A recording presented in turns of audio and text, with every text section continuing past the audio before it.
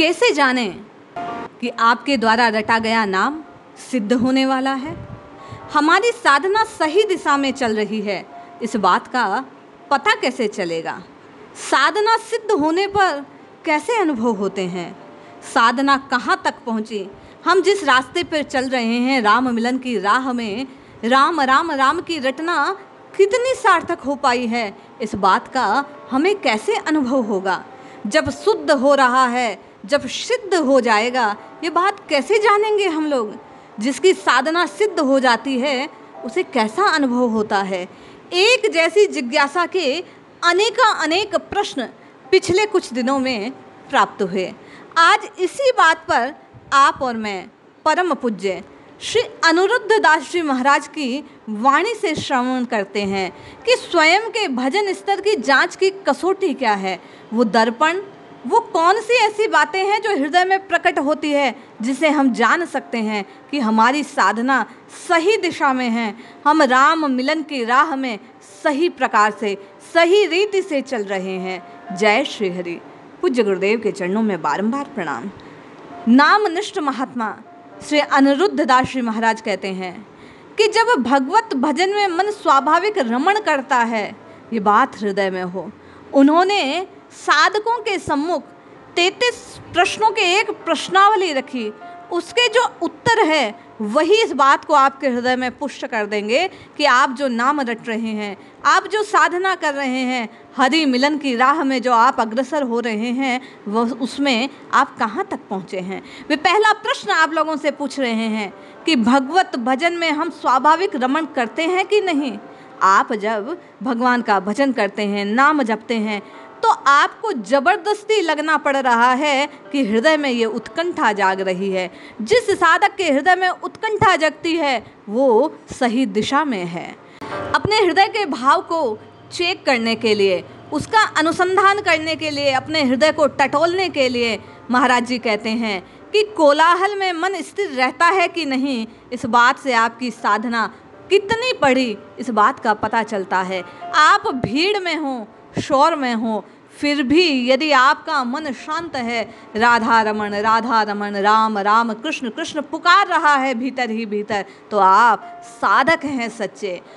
मान प्रतिष्ठा से मन दुखी होता है कि नहीं। जो सच्चा साधक होगा, जो सच्चा नामनिष्ठ होगा, उसे दुनिया से मिलने वाली मान प्रतिष्ठा भाती नहीं, वह एकांत में रहता है। महाराज आप और मुझ जैसे साधकों से ये प्रश्न करते हैं कि संकट में मन स्थिर रहता है कि नहीं। यदि संकट की स्थिति में भी आपके हृदय में ये भाव रहे कि भगवान जो कुछ करते हैं उसमें आपका और मेरा शुभ है, यदि आप परिस्थिति के वशीभूत होकर रोते नहीं, भगवान के सामने जाकर सकाम भाव से बार बार प्रार्थना नहीं करते, तो आपका साधन सही चल रहा है।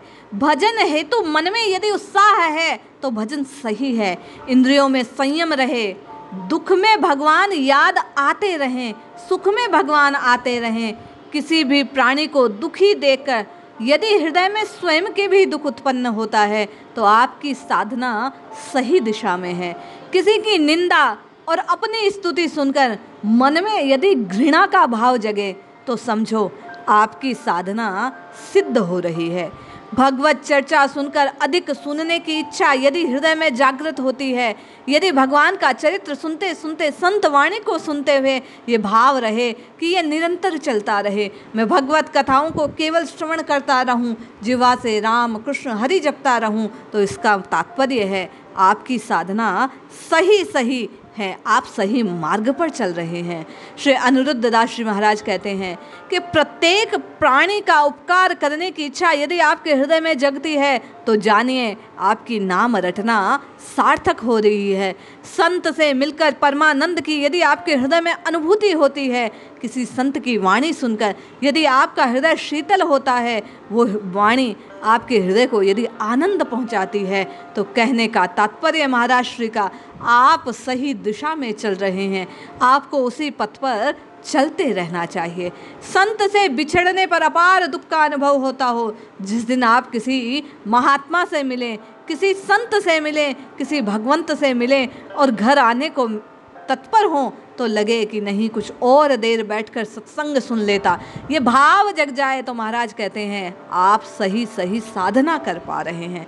संत के चरणों में बैठने की अधिक समय और अधिक मन लग जाए तो जानो साधना सिद्ध हो रही है। परमानंद की भजन की भूख और लग जाए, जब 16 माला करके भी आपके मन में ये भाव रहे कि नहीं कुछ देर और कीर्तन कर लूं, इतनी देर तो माला लेकर गणना की, अब कुछ देर बैठकर भगवान का भजन यूं ही करूं तो जानो साधना सिद्ध हो रही है। भजन का हास होने पर अर्थात नियम जितना है उतना भजन किसी कारणवश जिस दिन ना हो, उस दिन यदि अंतःकरण में ताप होता हो, दुख होता हो, मन इस बात के लिए आपको कचोटता हो कि आज आपने पूजा नहीं की, आज आपने भजन नहीं की, आज आपने अपने नाम का जितना करना था उतना नहीं कर पाए, तो जानो साधना सिद्ध हो रही है। वे कहते हैं कभी भगवत संत मंदिर तीर्थ ये यदि स्वप्ने में दिख जाए तो जानो आपकी साधना सही दिशा में चल रही है। स्वप्न में अष्ट विकार कभी ना आते हों तो जानो साधना सिद्ध है।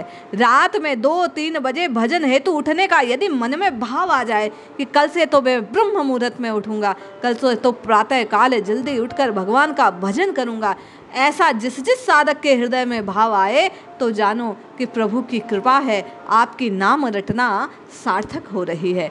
भजन में मन मस्ती की लहर में दौड़ता हो, ग्राम्य चर्चा से घृणा होती हो, भगवान के लिए कोई काम करने को मिल जाए तो मन चाहे कि और मिले तो जानो साधना सिद्ध हो रही है।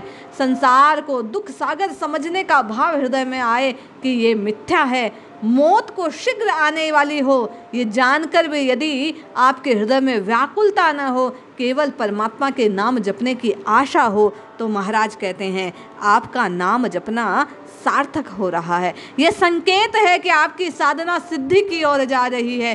स्वयं से नीचे स्तर के भक्त को झुककर सम्मान देना, कोई भक्त नीचा होता ही नहीं है। महाराज कहते हैं जिस किसी साधक को देखो, जिस किसी भक्त को देखो तो हृदय में ये भाव आए कि कितना अद्भुत है, ये हरि का नाम भज रहा है। ऐसा भाव हृदय में आने लगे तो महाराज कहते हैं आप साधना जो कर रहे हैं वो फलीभूत होने वाली है। श्री गुरुदेव को भगवत का प्यारा जन अनुभव करने लगे, उनकी सेवा करने लगे, संत की वाणी को, गुरु वाणी को विश्वास करते हुए यदि उस पर आप चलना आरंभ कर देते हैं तो जानो आपकी रटना सार्थक हो रही है। शत्रु के लिए भी शत्रु का सा भाव ना हो, जो आपको दुख देता हो उसके लिए भी मन में ये भाव जगे कि नाथ इसका कल्याण हो, तो जानो आपका भगवान का नाम उच्चारित करना सिद्ध होने वाला है। अन्य के हक को छीनने की बात तो दूर, अपनी कमाई भी जब देने की इच्छा हो जाए तो जानो आपका नाम रटना सार्थक हो रहा है। सीमित आवश्यकताओं का भाव मन में जागने लगे कि मुझे संग्रह नहीं करना है, जो कुछ है वो परिपूर्ण है, मेरी आवश्यकता के अनुरूप है। ये भाव, ये संतोष धन जिस दिन हृदय में समा जाए तो जानो आपकी राम नाम की रटना, कृष्ण नाम की रटना, आपका हरि हरि हरि हरि बोल कहना सार्थक हो रहा है। महाराज कहते हैं जितना मिल जाए, जो मिल जाए उसी में आनंद अनुभव होने लगे। मंदिर में ठाकुर के दर्शन का भाव आता हो, विग्रह को देखकर साक्षात प्रभु का जब भाव दर्शन होता हो तो जानो नाम रटना सार्थक हो रहा है। स्मरण कीर्तन में अष्ट सात्विक विकार उदय होते हों, यदि आपके हृदय में ये भाव आते हों कि मुझे प्रभु ने सेवा के लिए भेजा है, मैं दास हूँ, प्रभु मेरे स्वामी हैं, कण कण में वो दिखाई देने लगे, जब कंकर कंकर शंकर जान पड़े तो स्वामी जी कहते हैं कि आपकी नाम रटना सार्थक हो रही है। हरि व्यापक सर्वत्र समाना, प्रेम ते प्रकट होए में जाना। वो प्रेम जब आपके हृदय में आ जाए तो जानो कि प्रभु साक्षात आपके हृदय में विराजमान हो गए, आपकी साधना सिद्ध हो गई। उक्त अवस्थाएं उदय होने पर स्वयं का भजन स्तर दर्पण की तरह दृष्टिगोचर होता है। जैसे किसी दर्पण में मुख देखो तो साफ साफ दिखाई देता है, उस पर से गंदगी को हटा देने पर।